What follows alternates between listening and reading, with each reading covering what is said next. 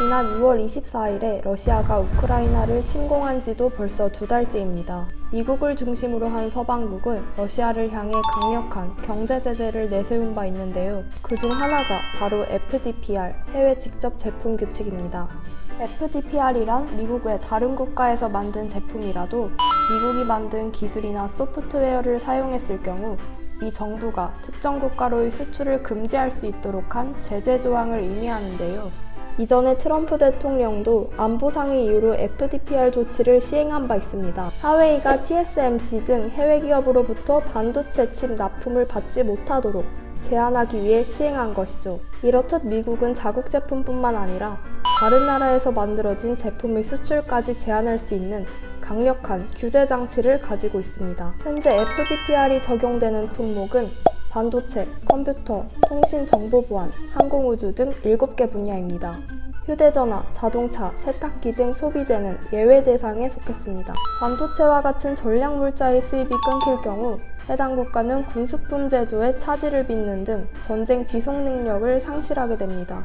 미국이 유럽연합 등 32개국은 FDPR 면제국으로 선정했지만 한국은 이에 포함되지 못해 전전긍긍했던 적이 있는데요. 이에 반도체, 컴퓨터, ICT 분야의 우리 기업들이 수출 통제 영향권에 들면서 피해 우려가 나왔던 적이 있습니다. 한국이 독자적인 대러 제재를 구축하겠다 밝힌 이후 면제국에 포함되긴 했지만 이는 자체적으로 수출을 통제하겠다는 의미입니다.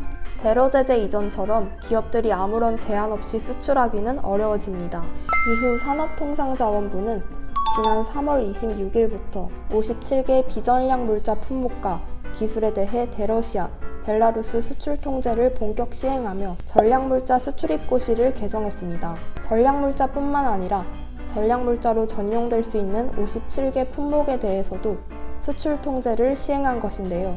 따라서 러시아, 벨라루스로 해당 품목을 수출하려는 기업은 정부의 별도의 허가 절차를 거치게 되었습니다. 그렇다면 FDPR이 경제에 미치는 영향은 어떻게 될까요? FDPR의 장기화만으로 우리나라의 경제 성장률이 낮아질 수 있다는 예측이 있습니다. 한국의 총 수출에서 대러 수출이 차지하는 비중은 2021년 기준 1.5% 수준이고 반도체 등 수출 통제 적용 품목이 대러 수출 규모도 작아 FDPR의 단기적인 영향은 크지 않겠지만 장기화될 시 악영향을 끼칠 수 있다는 것입니다.